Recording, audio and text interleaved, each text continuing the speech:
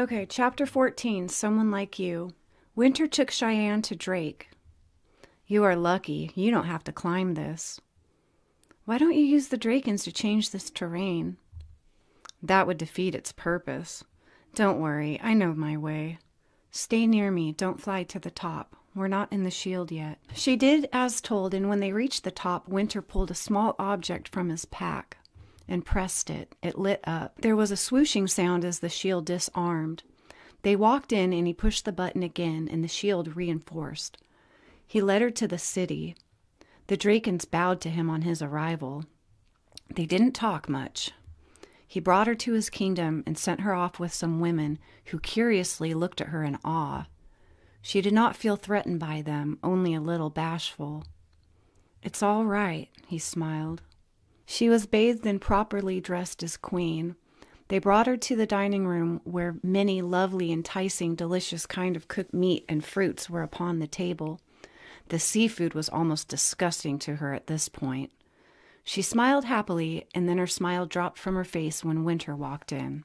He wore a gigantic headdress that stood full of feathers. It was mostly white. It was accented with gold, brown, purple, and gray feathers. It sparkled with gems. He pulled out a chair for her, and she sat eager and giddy. After they ate, Cheyenne talked. "When are you leaving?" "In a couple days." "Good. I thought you were leaving now." "No, I have a surprise for you." "What surprise?" She tried to read him and got nowhere. Winter laughed. "You cannot rule me, Cheyenne." "I know." "We're getting married tomorrow." Evan in his current state was helpless against his foes. He now wore Trillium's amulet. "But that's how my grandfather died," he said of Duran's request. "He held it in the sunlight. You will not. You will bring it back to me."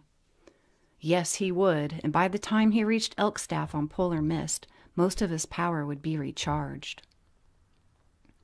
"I saw Cheyenne. I saw the Draken. You didn't have her, did you?" Trillium asked, and Duran grew furious. "You have it here? How did you hide that from me? I also know where the scepter is." "Give me the tear." "I can't. I threw it into the sea." "Why did you do that, Trillium?" "So that you can't find it." Duran screamed and grabbed her head with his hand. "When your friends show up, you're going to bring me the Drakens. You're going to pretend you're fighting me. You will assemble an Adrella army to search for Cheyenne where the scepter is. Take Winsfeld with you. Tell him that's where Cheyenne is. Bring me the scepter. Bring me the tear." Winter and Cheyenne were married the next day. After the ceremony, he took her back to their room in their palace. "You look so beautiful in Draken clothing. I can't wait to take them off." Yay! He didn't wait. The next morning, she wanted him to love her again. "I need my power. I don't have the scepter. The scepter is safe, at least for a while. Be good." He bid her farewell and left her with the Drakens. They were nice and helpful. They loved their new king and their beautiful winged queen. They talked to her and liked her. She read many books in this time. She had them teach her the way of the spear and about their technology. She learned their weapons and taught them how to shoot an arrow. She read all of the history and was now reading about how to make a harp. After time, she had the Drakens make many sets of bow and arrows. They built her a harp in which she played for them and even joined her songs with their own instruments. The ships gathered around the mountains. While they were getting ready to unload, Trillium came out running to them. "I know where Cheyenne is. I know where Duran is." They let her upon board. Neja came to her and read her. He didn't get much. "Duran is in the mountains. You must go after him. Cheyenne is in the sea with the scepter. I need Winsfeld, your son, to go with me. Duran told me Evan is not a Falconberry, but I escaped him. He's alive up there." She pointed to the mountains. Garrett scanned her. "She's telling the truth," Garrett agreed. Cheyenne flew to Trillium. "I'll go with you to find Cheyenne," Zach volunteered. "Where's Evan?" Neja asked. "I don't know." Many scanned Trillium this time, but she resisted them with Duran's strength. Send Jin and Kai first." "Why them?" Nemi asked suspiciously. "They can beat him." "No, they can't." "Why them?" Nemi pushed. She had Jade and Zane's power. She could scramble. She was just as strong as Trillium 2, Duran. "Because they are Draken," Trillium answered. Evan reached the shores of Elkstaff. He got off Polar Mist and crept through the land invisible. He came to the spot Trillium instructed him, and he held out the amulet.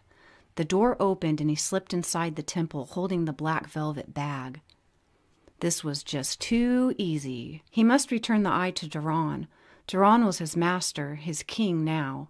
When he crept inside, Zane attacked him. Evan dropped the bag and pulled his sword. He had enough power to stay invisible, but not enough to break Duran's spell on him. Evan pulled the eye out of its place, suspended the black bag, and placed it in the bag. The bag disappeared. Zane put on a pair of goggles that allowed him to see body heat, and he lunged with his spear. Evan grew scared because Zane could see him. "Drop the eye! Duran is not your master. I am." But Evan, too, Sasha, left the temple with the eye. Zane followed him to the ship. Zane charged his energy in his palms and threw everything he had at Evan. "Drop the eye!" he demanded. But Evan did not, because Evan was now his equal. Evan stopped him from moving. He began to sail off and left Zane frozen. He would need the scepter to beat Evan. He couldn't fly, but he could outswim him. He held strong in his mind to follow Evan, even though his body wasn't ready yet. Trillium and Zack went into the sea. They swam with Zeed. Zeed had some kind of necklace that summoned the Adrella. Every single one of them came about. There were hundreds of them. Nemi was able to get a little from Trillium, but not anything she really needed to know. Zack was a piece of cake, along with her brother. "This way," Zeed ordered his troops. "Follow Trillium." They all followed her. She had no idea where the tear was, but hoped that the scepter would find it for her. They reached the spot before the boundaries and sent a group in to explore. Something lit up, and there were beams of light coming out of every metal box around the perimeter. The beams connected to each other and shot out lights of all different colors. All 50 Adrella were sliced to pieces by the lasers. "Holy shit, I'm not going in there!" Zack screamed. "No, nobody's going in there." Cheyenne was in the middle of playing the harp for the Drakens when the shield dropped. She stopped, looked around, and some of the Draken men rushed off. She continued to play, but soon the Draken warriors grabbed her and took her to a secret location under their palace. The Adrella retreated from the boundaries. After a while of swimming, the Adrella attacked King Zeed. Zack was in disbelief. He couldn't do anything to stop them. There were too many of them. "Why did they kill King Zeed?" Zack asked Trillium. Trillium gave him Zeed's necklace. "I told them to," Trillium 2, Duran said. Just then they could hear the harp. "Cheyenne! She's in Drake! I have to find her!" "No, you're not going anywhere. You're going to find the seeing tear." "Why? So you can give it to Duran, traitor?" "No, Duran is going to Drake to get Cheyenne. I had my brother killed so that you could be king of the Adrella." "That doesn't make any sense. I'm not the king of HAVENBELL." "No, you must find the tear. Then we go to Drake. The real king of HAVENBELL will come for Cheyenne, and I want you to kill him. I want you to get the scepter and my daughter and kill Duran." Dun, dun, dun. Zane heard the harp playing. "Bad girl," he muttered. But he did not fear. Evan's force wore off, and Zane jumped into the sea. Zane headed for Drake, and Evan headed straight for Duran. He reached the mountains. Sasha waited for him invisible and snatched the bag from his hands. The minute it left his hands, he was no longer under Duran's spell. Evan turned around. He couldn't see her, and he couldn't use his force on her. Duran came out holding the bag. "You will join us. You will belong with us, and your power will grow. They all hate you now that you've stolen the eye and turned against them. I will not give you the scepter, and you shall not take it from me. You will serve me." "No, I won't." "Yes, you will." Evan refused, so Duran and Sasha tied him to the mountainside and cast a spell on him until he settled down and was ready to be more helpful. Duran changed into an owl and took the eye with him to Drake. Now he could draw out the one. Now he will come. Duran landed on the top crest of the rocks in Drake when the eye warned him to stop. This place was filled with traps, and he would not live if he tried to enter. So he returned to the mountains where all of the wizards waited for him. He landed on the mountain top and transformed. Before him were many ships, wizards, and 2 drakons. He intended to get them first. He wondered what was taking Trillium so long. With his power, she should be able to conquer all of them. He had the eye, though, and the eye itself could kill many creatures. If he could make Evan do his bidding, he would be unstoppable. The wizards began to climb the mountainside. Feathers began to fly overhead. Elves crept up silently through the trees. "They are coming. Are you going to hide?" Sasha asked Duran. "Nay, you will." Nezha and Farisef led the Josepharian army. They were the first ones to find him. They shot arrows and their air fans at the Ortson, but they fell around him. "Does he have a shield or something?" "I don't know."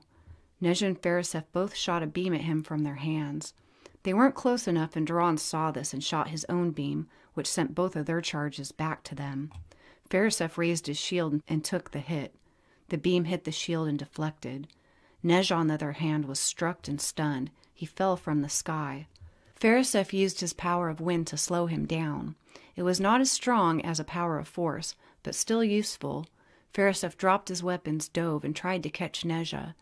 He grabbed him, but Nezha was his own weight, and although Farisef could still use his wings, Nezha's weight pulled both of them down to the ground. A fairy flew in to help Nezha. "Stay grounded until you recover. We have to get closer to him."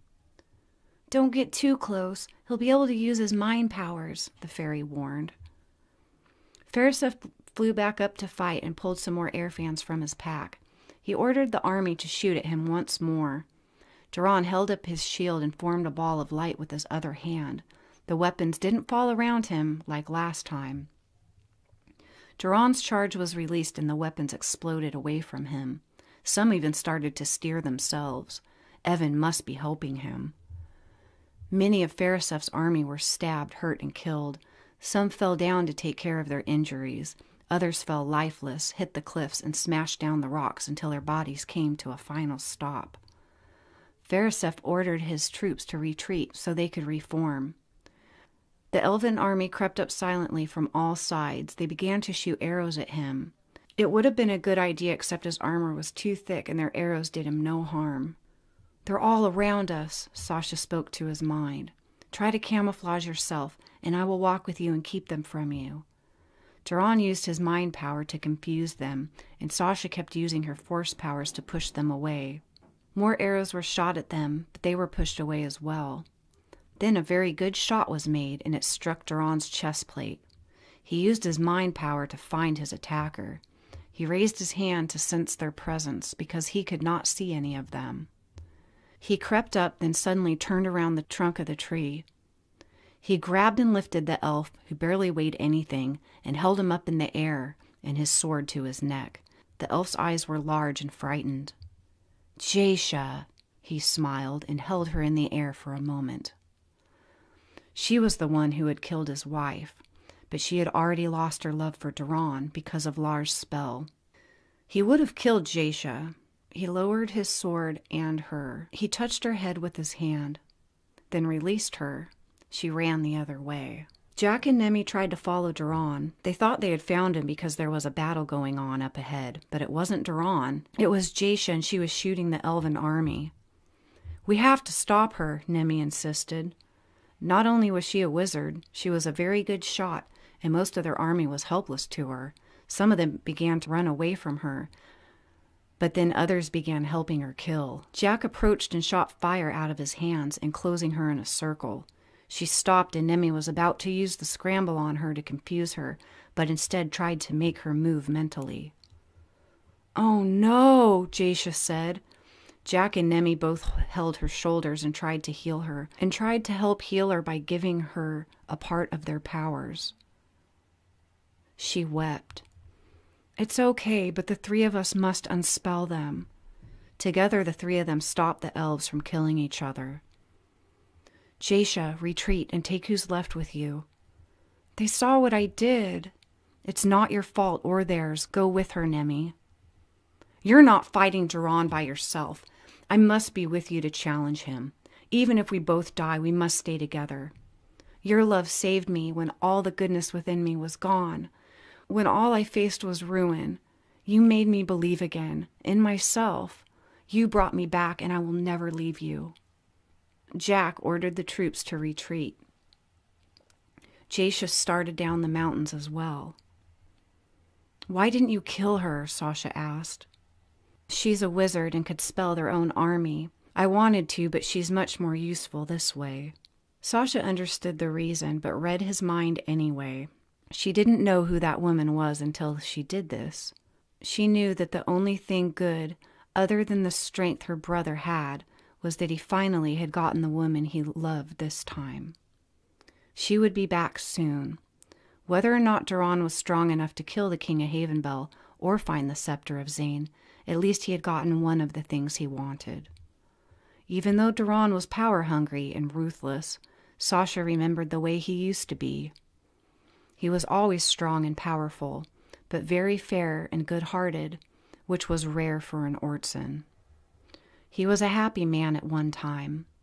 She was there when it all happened to him, the beginning of his decline. She understood this more than anyone else did. She wanted him to have Trillium's heart, because it was the only last goodness left inside of him. He meant to kill many with or without Trillium to get the scepter, and she didn't care, because the Drakens had nearly killed off their entire race. She knew love would not cure his fury. Sasha hoped Duran would receive more than just one of his desires. Suddenly, Duran was shocked by a beam and fell over. Sasha grabbed the sack with the eye in it and disappeared. An elf approached them and pulled out a short sword. Jack threw the sword at Duran's unarmored neck. He only had a moment to slit Duran's throat. The sword was thrown away and Jack was thrown backwards. He landed on his back and then got to his feet again. "Evan, stop helping him!" Jack shouted. "Stop helping him, Evan!" Nemi yelled. Because they don't know who Sasha is. They think it's Evan. Jack threw fire from his hands and set fire all around Duran. He could see Evan's figure when the flames bounced off his armor. Jack and Nemi both tried to mentally control him even though he was invisible. Jack lifted Duran's body into the air. Duran opened his eyes and Sasha threw a beam at Jack, which knocked him over. Duran fell to the ground. Nemi closed in to scramble Duran. This was her last chance, but Sasha threw Nemi away from him. She landed in the bushes. Jack got up. He blew fire from his hands and approached Duran with his sword again. Duran looked him straight in the eyes. Jack was almost his equal. With Nemi down, he couldn't budge Duran's mind. Farisef and Nezha flew in. Farisef threw air fans, but all were turned around upon them. One turned around and sliced Nezha's leg. He fell and began to bleed. "Hurts you more than it hurts me," Nezha said, and Sasha turned visible and grabbed her leg. Pain reversal. "Where's Evan?" Jack asked Duran. Farisef went to help Nezha stop the bleeding. Nemi began to stir. "He's no longer on your side. He knows his powers and is growing stronger every minute. I've already been training him. None of the council will be able to stop him. He will do as he pleases without your control on him. You are not his father anyway." "Yes, I am," Jack said. He made a fire around the woman. He blasted fire at her.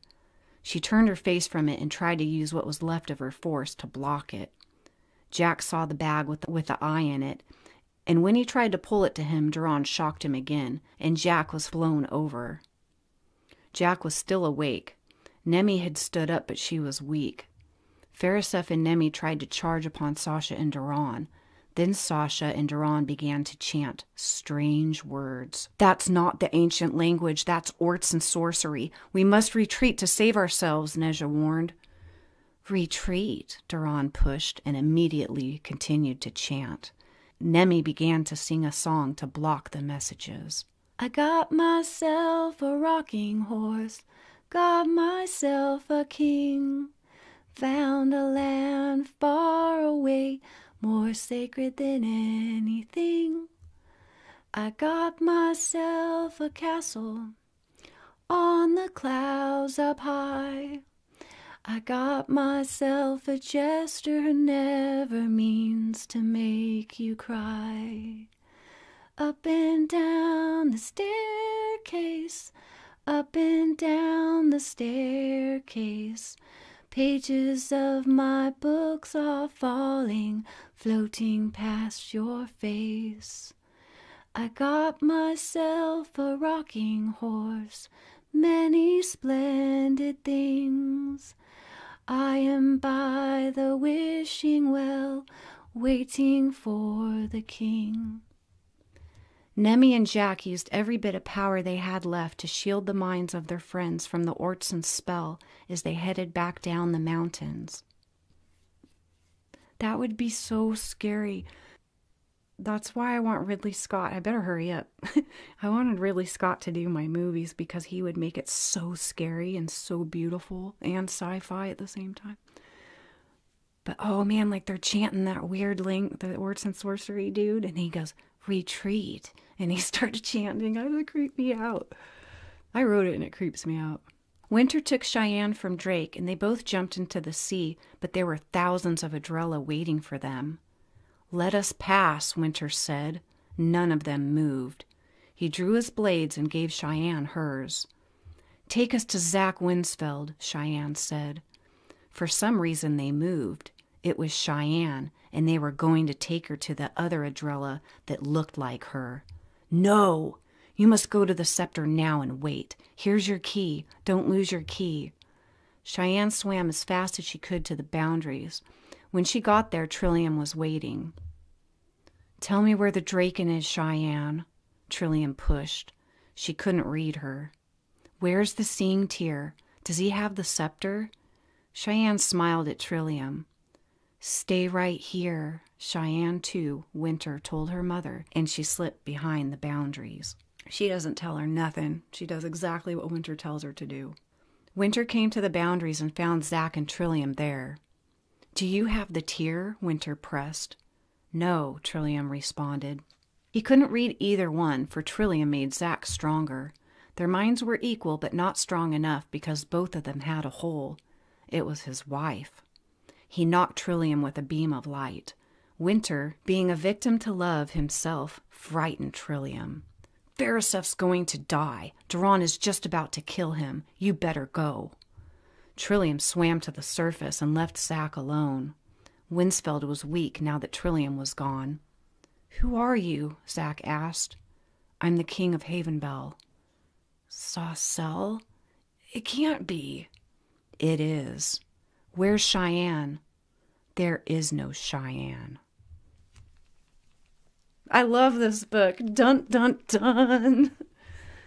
Now he doesn't know who she is, yeah. Winter rushed in and grabbed Cheyenne. He pressed his forehead to hers.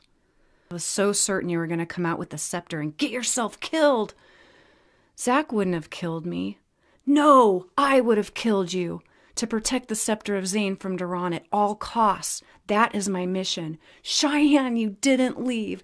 You didn't even warn your mother. Good girl. Good girl. That was good. I think I know a way to stop the Aztracs." "Is it over? Did Mother die?" "No, I sent her to fight Duran." "And Zach?" "I sent him too, but I erased his memory." "He doesn't remember me at all?" "No, neither of us." "But that's cruel." "Yes, which is why I didn't do it to you. I spared his life for you. I spared your mother too." "He'll be back." "Yes, he will. We must go to Claire Anne. I must walk through the Grove of Souls to find the tear." Trillium climbed aboard Nej's ship, and Nemi threw a blanket over her. "Where's Farisef at?" "We don't know. He came back with us, but he left again." "That's not good. I left Zach by the scepter. I saw something strange. I saw the king of Havenbell. He is an Adrella, and Duran and Evan must never find out." Zach came up to the ship. "Where's Duran?" "Where's Cheyenne?" "Who's Cheyenne?" "We must save Farisef now, and we shall all kill Duran together." "Go find Farisef, Zach! Find him right now!" Trillium screamed, and Zach flew. "I will put you to sleep if you like," Winter offered. "No, I can survive, right?" "It's dangerous, but you are strong enough." They walked into the grove together. When they walked out, Winter was pissed. "Zach has it! I should have killed him, but I spared him for you. Good thing he doesn't know who we are anymore. I must take the scepter and erase them all now." "What about the Aztracs? Won't they take us in?" "Yes, that's not a bad idea. What are you hiding from me?" "Nothing." "What did the grove tell you?" "Nothing." "Cheyenne, do not resist me. I rule you. You made the oath." "We must stop Zach, but we have bigger problems than just that." "Cheyenne?" "We must stop his son as well, Ezra, the fairy tri-breed."